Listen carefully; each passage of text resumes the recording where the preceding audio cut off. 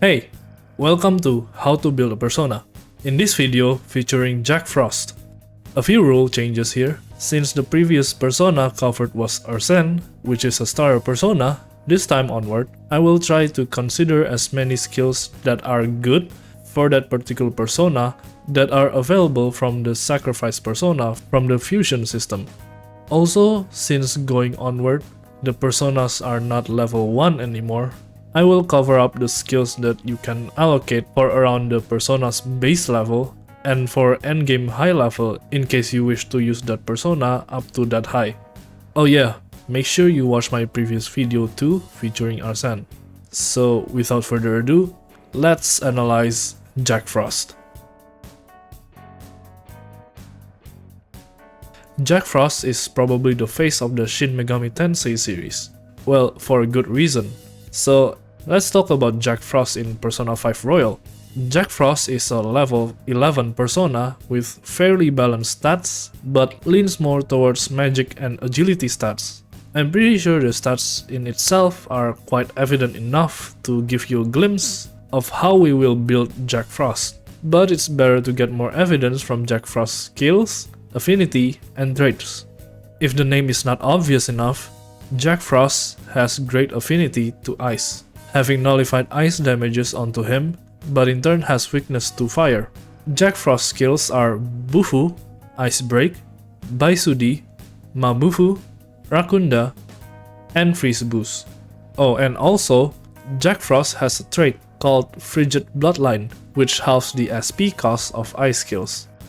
So clearly, due to the high magic stat and the half SP cost of ice skills, Jack Frost is tailor-made to be a caster persona that does ice damage. Additionally, the high agility stat ensures you to have your turn first. So setup support skills are also great for Jack Frost since you can cast them before anything else. And with that, let's build Jack Frost. For around level 11, when you first be able to fuse Jack Frost, there's not a lot of skills that you can allocate that pushes the limits of Jack Frost. Here's all of the skills that you should consider getting for Jack Frost. First, make sure you have Bufu and or Mabufu in your Jack Frost, and make sure that these are not deleted when you get more skills. Bufu skills are the core of Jack Frost, for obvious reasons. Also, you should save Mabufu on Jack Frost because you'll need Jack Frost with Mabufu for getting a confidant with the Twin Wardens. Next, the Freeze Boost passive skill that Jack Frost will learn on level 15 is also a good boost to your Bufu skills because of the Frozen status ailment, which leads to the next skill that I recommend, any choice of physical skills. Now hear me out, Jack Frost does not have the best strength stat compared to other persona. But the Frozen status ailment makes the enemy vulnerable to physical attacks, and that physical attack will deal technical damage, so basically more damage if the enemy is frozen. Using physical skills is generally more damaging than using your melee or gun attacks, so it is great to consider a physical or gun skill on Jack Frost. Berith gets Power Slash on level 13, so it might be good to inherit Power Slash from Berith when fusing for Jack Frost. You can fuse Berith and a Silky to get Jack Frost. Another alternative is Skullcracker, which is a physical skill from a level 10 Mokoi. You can inherit Skullcracker from Mokoi to Jack Frost by fusing Mokoi and Silky to get Jack Frost. If you prefer skill cards instead, the choice of Double Fang, Sledgehammer, or Giant Slice are good alternatives. These skill cards can be obtained from itemizing personas. Double Fang is from Shisa, Sledgehammer is from Ippon Datara, and Giant Slice is from Inugami. If you want to have some quirk in your Jack Frost, Lucky Punch is also a good physical skill, but is only good for dealing critical strikes. You can get a Lucky Punch skill card by itemizing Obarion. Now let's talk about support skills. As I've said before, support skills are great for Jack Frost because of the higher than average agility stat. Jack Frost will have Rakunda and Ice Break innately without fusing or skill cards. Rakunda is a great skill to have, but Ice Break is a horribly niche skill to have. It is certainly nice to break ice resistance, but there is little to no application in battle. But well, let's put it in for now. Considering the fusion combo that I have mentioned before, you can get Tarukaja, an attack buff from Berith or Mokoi, and Rakukaja, a defense buff from Berith as well. I am leaning towards Berith and Silky to be the best fusion combo for Jack Frost, because this combo will result in Jack Frost to have Tarukaja, Rakukaja, Rakunda, and Ice Break as choices for support skill. Furthermore, speaking of Berith, Berith also learns Dodge Fire on level 11, which is a really great skill to inherit to Jack Frost, since Jack Frost needs that to stay alive against his only weakness, fire attack. And now with that out of the way, this is how it should look like for level 11 to level 15 Jack Frost. This Jack Frost has Bufu, Mabufu, Freeze Boost, Power Slash, Tarukaja, Rakukaja, Rakunda, and Dodge Fire. Other honorable mentions are also set for Jack Frost too. One such mention is Dormina that can be inherited from Silky. Sleep is generally a good element for technical, since all affinities can deal technical damage to sleeping enemies. The other honorable mention is a unique one.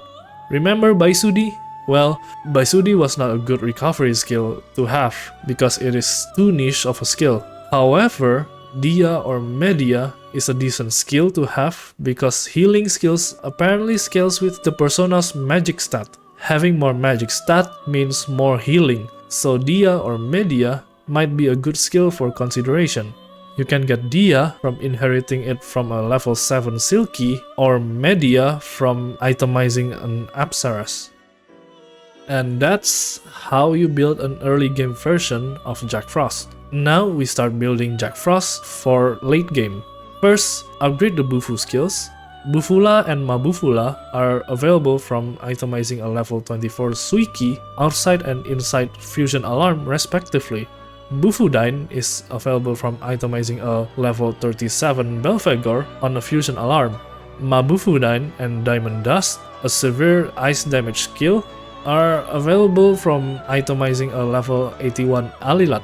Alilat can also give you Ice Age, a severe ice damage skill to all foes, although you can only get it into Jack Frost by using the Gallows system. Then, upgrade Power Slash to a better physical skill. I'll give a few examples since there's a lot of physical skills to cover. Assault Dive, a heavy physical damage skill, is available from itemizing Bicorn on a Fusion Alarm. Megaton Raid and Guts Hand are available from itemizing Cerberus, outside and inside a Fusion Alarm respectively. Or Gigantomachia, which is available from itemizing Asterius Picaro. I highly recommend you to visit the Fusion Calculator website for Persona 5 Royal for more info on this and other skills as well. Oh, and also, this is a great webpage for planning ahead on making your persona. Next, Jack Frost support skills should also be upgraded as well, since around early to mid game, the support skills fall off quickly. Upgrade Tarukaja to Matarukaja, Rakukaja to Marakukaja, Rakunda to Marakunda, or rather, Tarukaja and Rakukaja combine to Hit Riser, and Rakunda to Debilitate. The extra slot for combining Tarukaja and Rakukaja to Hit Riser can be used for Concentrate, since Jack Frost is great for dealing ice damage.